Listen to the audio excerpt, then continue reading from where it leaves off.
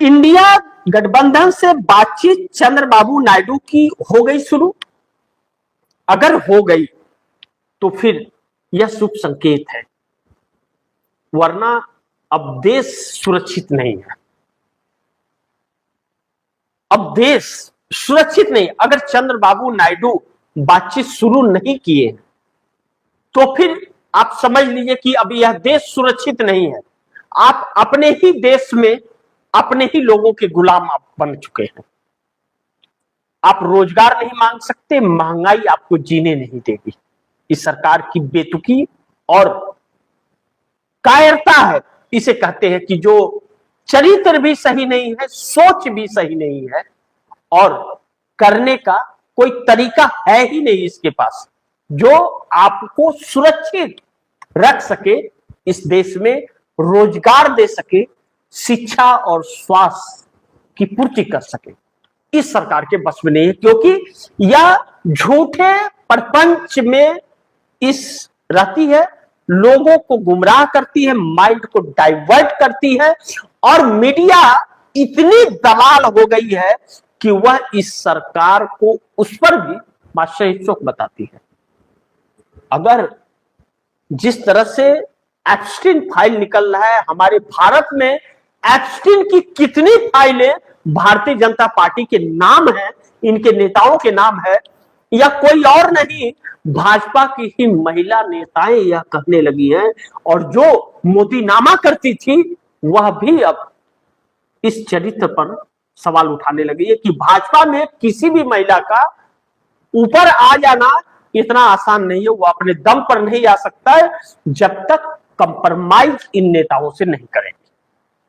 तो सोचिए कि नेताओं का क्या वजूद है महिलाओं का इस पार्टी में। ऐसी सरकार ऐसी पार्टी की हो, यह बहुत चिंताजनक है। लेकिन चंद्रबाबू नायडू की बातचीत यह नई नहीं है। चंद्रबाबू नायडू काफी समय से यह कांग्रेस के संपर्क में, कांग्रेस के नेता रेवंत रेड्डी के संपर्क में रहे। इस बात की पुष्टि आंध्र प्रदेश के विपक्ष के नेता वाईएसआर जगन मोहन रेड्डी ने प्रेस कॉन्फ्रेंस करके बाकायदे कही थी। ऐसे वैसे की बात छोड़ दीजिए, यह वाईएसआर जगन मोहन रेड्डी ने ही प्रेस कॉन्फ्रेंस करके, यानी कि आधिकारिक तौर पर यह बात कही थी। और अब चंद्रबाबू नायडू से बात अखिलेश यादव की भी हुई, कहा जाता है कि राहुल गांधी से भी हो रही है। नारा लोकेश चंद्रबाबू नायडू के बेटे भी बातचीत कर रहे हैं, या ममता बनर्जी से बातचीत, और नीतीश कुमार के संपर्क में लगातार है। नीतीश दाहिने हाथ क्या करता है, बाएं हाथ को पता नहीं चलता, लेकिन चंद्रबाबू नायडू, अगर नीतीश कुमार एनडीए गठबंधन में रहते भी हैं, नहीं छोड़ते, मानिए कि मोदी ने निशांत कुमार को कहा कि जाइए आप सीएम बन जाइए, रहिए 5 साल सीएम, 5 साल बाद नीतीश कुमार खत्म, फिर बाद में समझ लेंगे। लेकिन समस्या निशांत को सीएम बनना नहीं है, 5 साल बाद सीएम बन जाए। निष्पक्ष चुनाव होंगे क्या इस देश के अंदर, सवाल यह है। लोकतंत्र रहेगा, संविधान रहेगा, तो कोई भी नेता उम्मीद कर सकता है कि हम प्रधानमंत्री बन सकते हैं, हम मुख्यमंत्री बन सकते हैं, या हम नेता बन सकते हैं। लेकिन मोदी की सत्ता रही तो यह ख्वाब कोई नहीं देख सकता, वही देख पाएगा जिसे मोदी तय करेगा। ऐसे में चंद्रबाबू नायडू के बेटे नारा लोकेश पर भी यह लागू होता है, क्योंकि चंद्रबाबू नायडू की भी उम्र हो चली है। यह भी राजनीति अब आंध्र प्रदेश की छोड़कर केंद्र में एंट्री मारना चाहते हैं, और मोदी शाह के रहते यह संभव नहीं है। अगर एंट्री मारे तो कहते हैं ना कि आकर के किसी कोने में पड़ा रहना पड़ेगा।